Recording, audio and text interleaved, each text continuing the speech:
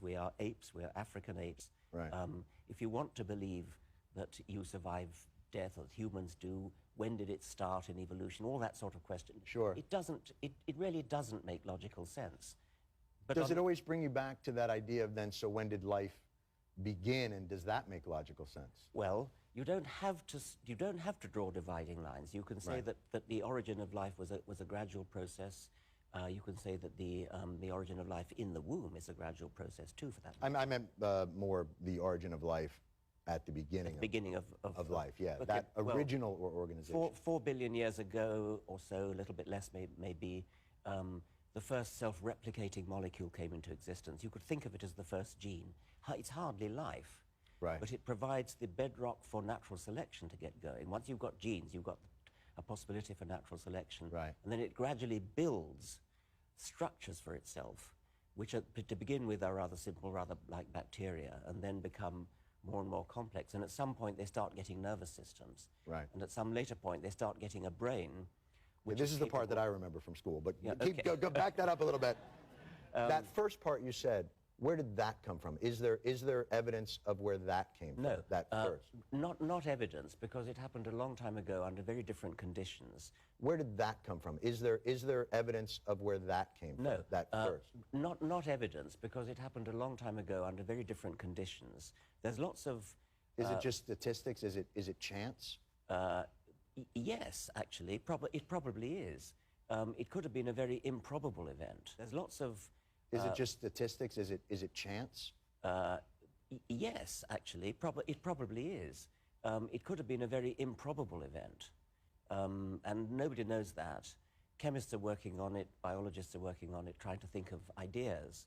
But I doubt if we'll ever prove anything definite, because Right. it happened a very Could long time ago. Has anyone come close to recreating that moment? Not really, no. But sort of bits of it have been recreated. But it probably was a very improbable event. And another way of putting that is to ask the question: how likely is it that there's life on other planets? There are about 10 to the 22 stars. That's 1 So with that's 22 noughts. that's 19. What? 10 to the 22 is. So that's. So if it is a statistical anomaly, chances are that has been replicated in, I think the so. universe. It's highly likely that there are, I mean, even as few as 1 billion other planets might have life, and that's very, very few indeed when you compare that. 1 billion planets might have life. I mean, that's a tiny number. 1 billion is a tiny number compared to 10 to the 22. So. You think I don't know that? That's totally a tiny number compared to that. So what I'm saying, so if there are 1 billion planets that have life, Right. then they're probably so spaced out, they're probably so rare that the chance that any one of them will ever bump into any other is very low. Now there could be much more than 1 billion. It could be unique. It could be that life is only here, Right. and it would follow from that the origin of life on this planet was such a stupefyingly rare event that we're kind of wasting our time even thinking about how it happened.